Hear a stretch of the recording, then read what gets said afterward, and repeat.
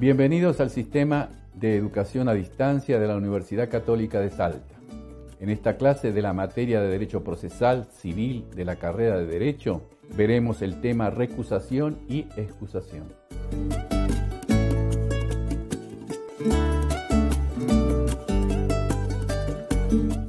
Bueno, vamos a tocar el tema recusación y excusación. Estamos siguiendo la línea del código. Ustedes saben que uno de los elementos del debido proceso es un juez neutral. Y para simplificar qué cosa es el debido proceso, lo podríamos explicar de la siguiente manera. Son dos partes en igualdad de condiciones de peticionar, de presentar recursos y de actuar dentro del juicio. Y un juez neutral. Dicho de otra manera, no hay ninguna diferencia entre un debido proceso y un partido de fútbol bien hecho. Hay un juez neutral, hay dos equipos que tienen las mismas posibilidades y juegan con las mismas reglas, a tal punto que para igualar las posibilidades, en el segundo tiempo cambian de lugar geográfico para que cada uno disfrute o obtenga la ventaja de un lugar geográfico que tuvo el otro, o las desventajas. Entonces, ese debido proceso obviamente se para fundamentalmente para las partes en las posibilidades de actuar de la misma manera, peticionar de la misma manera y ejercer su derecho de defensa en forma plena. Pero para el juez lo que necesitamos es la neutralidad. ¿Qué es ser neutral? Ser neutral significa sencillamente no favorecer a ninguna de las partes, por cualquier razón que sea, por dinero, por presión, por miedo, por lo que sea. Entonces la ley ayuda. ¿Cómo nos ayuda? Establece dentro del Código de Procedimientos lo que llamamos la posibilidad de recusar al juez por una cantidad de razones, o la posibilidad de que el juez se excuse, es decir, diga, no voy a participar, me aparto del juicio. Entonces la recusación la pide la parte. La parte dice, recuso a este juez, le pido que se aparte. Y la excusación es que el juez mismo se excusa, es decir, la palabra acá es fácil, como regla mnemotécnica, ustedes piensen lo siguiente. Muchas veces han escuchado la palabra, yo me excuso de asistir a esta reunión, o buscó una excusa, es decir, una razón para separarse, para irse. Y entonces tenemos que la excusación es un pedido del juez, por decirlo de alguna manera, es una conducta debida del juez, y la recusación se hace a pedido de parte. Ahora, en esta cuestión tenemos dos tipos de recusaciones. La recusación sin expresión de causa quiere decir que yo le digo al juez, yo a usted lo recuso, sepárese, y no le digo por qué. No le digo por qué. Es decir, porque puede ser que el juez no esté comprendido dentro de las causales que determina la ley, pero que yo sienta, por alguna razón que yo conozco, que el juez puede llegar a ser no imparcial, sino parcial, es decir, pierda su neutralidad. Entonces lo recuso sin expresión de causa. ¿Qué pasa? Pero esta recusación sin expresión de causa la puedo hacer una sola vez en el juicio, una sola vez. Es decir, si yo recuso al juez que le toca, cuando pase al otro juez, no lo puedo al otro juez recusar sin causa. Esta posibilidad se da una sola vez. Y con la salvedad de que no procede en todos los juicios. No procede en los juicios ejecutivos, no procede en los sumarísimos, no procede en el desalojo y no procede en las tercerías. En todo lo demás, en juicio ordinario, etcétera, ordinario y otro tipo de juicios que no están enumerados, sí procede. Entonces, tenemos la recusación sin expresión de causa. Yo no digo por qué. Lo puedo hacer una sola vez en el juicio, pero no lo puedo hacer 5 veces, 2 veces no. Cuando me toca al otro juez, a ese ya no lo puedo recusar sin causa. sí lo puedo recusar con causa. Entonces la ley tiene una cantidad de causas para recusar al juez. Esas causas yo las puedo invocar en todos los casos y en todos los jueces que me toquen. Son causas, yo no voy a enumerar el artículo, pero es lo común, que una de las partes sea amigo, una de las partes sea acreedor o deudor, una de las partes tenga interés, el juez tenga interés en el pleito, etcétera, etcétera, etcétera. Ese caso son las causales de recusación, que las puede ejercer la parte. Entonces la parte acá dice, lo recuso por esta razón.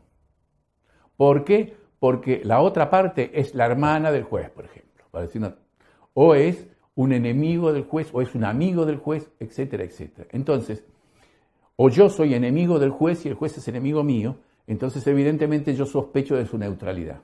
Y la ley me permite ese paso. Ahora, con expresión de causa, el artículo 17, lo que yo quiero explicarles no son los otros que son fáciles. Hay un montón de causas que son fáciles de entender. Es decir, a ustedes no les cuesta nada entender que tener, por ejemplo, que el juez tenga pleito pendiente con el recusante. Es fácil. Es decir, el recusante le dice, usted tiene un juicio conmigo, así que tengo una causa, excúsese.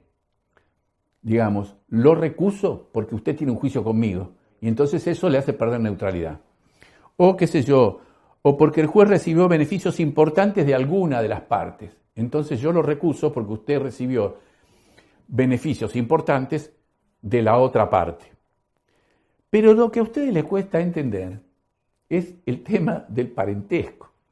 Porque la ley dice parentesco por consanguinidad hasta el 4º grado. Parentesco de una de las partes, por consanguinidad hasta el 4º grado. ¿No es cierto? Entonces, en línea recta y segundo de afinidad. Ahora entonces tenemos que, hasta el 4º grado, perdón, y segundo de afinidad. Ahora, ¿cómo es esto de la consanguinidad en línea recta? La consanguinidad en línea recta es de arriba para abajo. Yo tengo ahí, por ejemplo, padre está en 1º grado, el abuelo está en 2º grado, el bisabuelo está en 3er grado. Y si descendemos, el hijo está en 1er grado, el nieto en 2º grado, el bisnieto en 3er grado, etcétera, etcétera. Es decir, la consanguinidad en línea recta va de arriba para abajo. La consanguinidad colateral, se mueve para los costados. Es decir, pasa lo siguiente, yo tengo que remontarme para contar la consanguinidad colateral hasta el tronco común. Por ejemplo, el padre está en 1er grado y el hermano en 2º grado. Es decir, mi padre está en 1er grado y mi hermano en 2º grado. Yo me remonté al tronco común. Ahora, con mi tío me tengo que remontar a mi abuelo, que es el tronco común, que es el papá de mi papá y el papá de mi tío. Entonces con mi tío tengo con mi papá 1er grado, con mi abuelo 2º grado y con mi tío 3er grado y con mi primo 4º grado.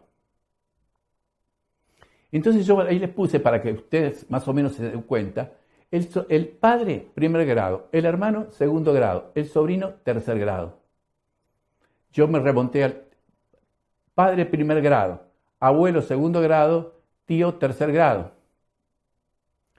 Este es el parentesco consanguíneo pero colateral. Ahora viene el parentesco por afinidad. En el parentesco por afinidad ocurre lo siguiente. Quiere decir el parentesco que yo tengo a través de mi esposo o de mi esposa. Entonces, en ese caso de la afinidad, yo ocupo el lugar de mi esposa. Entonces, mi suegro, con respecto a mí, está en 1er grado. El abuelo de mi esposa está en 2º grado. Y así sucesivamente. Es línea recta para arriba o para abajo. La afinidad hace que yo esté en el mismo lugar que mi esposa. Entonces, el hijo de mi cónyuge o de mi esposa está en 1er grado conmigo, porque está en 1er grado de consanguinidad con mi esposa. Y el nieto está en 2º grado. Esta es la parte que a ustedes les cuesta del tema de la recusación. Entonces, ¿la ley qué dice? La ley dice parentesco por consanguinidad dentro del cuarto grado y segundo por afinidad. La consanguinidad comprende línea recta y comprende la colateral. Esos son consanguíneos. Y la afinidad son aquellos que yo tengo a través de mi esposa. Para hacer la línea recta a través de mi esposa, yo me pongo en el lugar de mi esposa. Entonces, mi suegro está en primer grado. El papá de mi suegro está en segundo grado. El hijo de mi esposa está en primer grado. El nieto de mi esposa está en segundo grado. Esa es la forma. Esto es derecho civil primero, pero generalmente se lo olvidan o no tienen una regla mnemotécnica que los ayude. Entonces, piensen siempre lo siguiente. La consanguinidad es de dos clases. La línea recta para arriba y para abajo y la colateral. Cuando tenemos la colateral tenemos que ir al tronco común. Si yo quiero medir la colateralidad con mi hermano, voy al tronco común que es mi papá. Primer grado, segundo grado mi hermano y mi sobrino tercer grado. Y el hijo de mi sobrino cuarto grado. Si quiero saber con mi tío, tengo que ir al tronco común. ¿Cuál es el tronco común con mi tío? Mi abuelo. Mi abuelo. Mi abuelo es el papá de mi tío. Entonces yo voy, mi papá, mi abuelo, segundo grado, mi tío, tercer grado, mi primo, cuarto grado. Esto es lo más complicado que hay en tema de cuáles son las causales de recusación. Y es lo más complicado si se lo preguntamos en un examen. Ahí se pierde. Entonces, aclarado este único punto, porque los demás se entienden perfectamente, vamos al tema de la excusación del juez. El juez tiene también dos posibilidades para excusarse. Una, no expresa la causa y dice que tiene graves problemas de decoro y delicadeza con respecto a ese juicio y por lo tanto se excusa, se retira. Razones de decoro y delicadeza. Pero se guarda in pectore, se guarda para él mismo los motivos. ¿Por qué? Porque si tuviera motivos, los tiene que expresar. Lo que pasa es que no tiene los motivos incluidos dentro de las causales. Al no tener los motivos dentro de las causales, se le da la oportunidad al juez que se excuse por delicadeza y decoro, o decoro y delicadeza, como dice la ley. Vamos a suponer el caso. Yo soy un juez. Hay un juicio contra mi secretaria en mi juzgado. Mi secretaria se tendría que excusar. Eso es posible. Los secretarios se pueden excusar por las mismas causales que se pueden excusar los jueces. Ahora, yo soy el juez. Tengo una relación de muchísimos años con mi secretaria. Pero no existe la causal escrita que diga que si el juzgado tiene un juicio contra la secretaria, el juez se tiene que excusar. Pero generalmente, por graves motivos de delicadeza y decoro, yo me excuso. Porque primero porque yo siento que puedo perder neutralidad. Segundo, porque la contraparte también las partes pueden sentir que yo pierdo neutralidad, porque justamente el juicio es contra mi secretaria, a la cual yo hace 30 años que tengo de secretaria, o 20 años o 10 años, y que es muy buena secretaria y tenemos muy buena relación. Y entonces no tenemos relación de amistad, porque por eso yo nunca fui a la casa, nunca tomamos un café junto de frente, siempre fueron relaciones de trabajo, pero genera dudas sobre mi neutralidad. Los franceses a eso llaman extrema susceptibilidad, traducido al castellano, ¿no? Extrema susceptibilidad. Es decir, el juez entonces, en algunas circunstancias, puedo dar muchos ejemplos, algunos más graciosos, otros menos graciosos. Es decir, el juez puede estar manteniendo una relación amorosa con la hermana de una de las partes, y él no tiene por qué decir por escrito, tengo una relación amorosa. Pero él sabe y debe excusarse porque tiene posibilidades de perder neutralidad. Entonces, esa es la posibilidad que se le da al juez. El juez eso lo puede hacer, por supuesto, al hacerlo en un juicio. Los otros jueces, en la mayoría de los casos, respetan esta excusación. La respetan porque piensan, es decir, el juez quiere excusarse. Bueno, cuando los jueces abusan de este chiste, a veces se suele armar algún problema. Entonces, Si hay alguno que cada vez que le toca un juicio difícil se excusa por delicadeza y decoro, o decoro y delicadeza, bueno, los otros jueces le empiezan a decir, me parece que te estás pasando. Y suele generar algunos roces y suele generar algunos fallos de la Cámara que no son tan jurídicos, porque en la práctica la forma no es decirle al juez, señor, termine de excusarse, o diga por qué, porque él no tiene que decir por qué. La forma es decir, si alguien se excusa constantemente, bueno, hay que hacer una denuncia para que la Corte actúe y lo sancionen, o le llamen la atención, o le llamen un juicio político. Pero bueno, esto es la aclaración.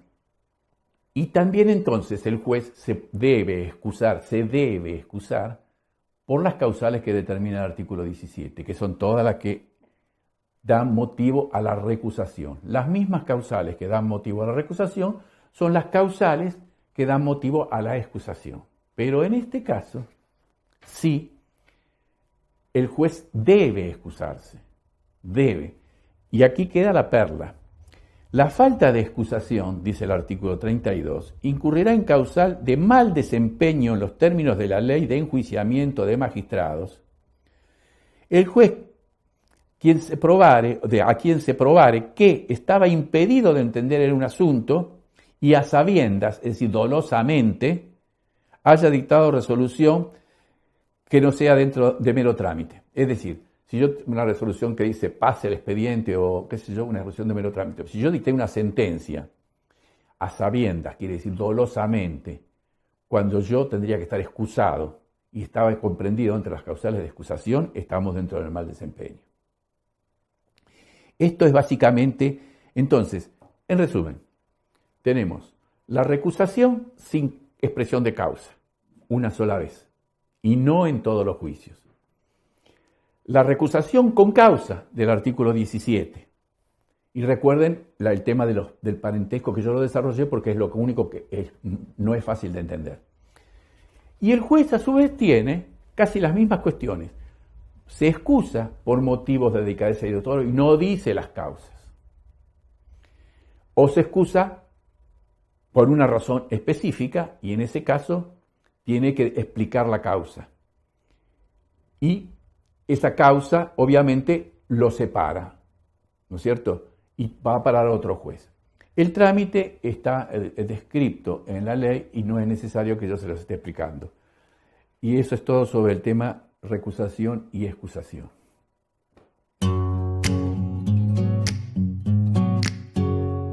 En la clase de hoy hemos desarrollado el tema recusación y excusación.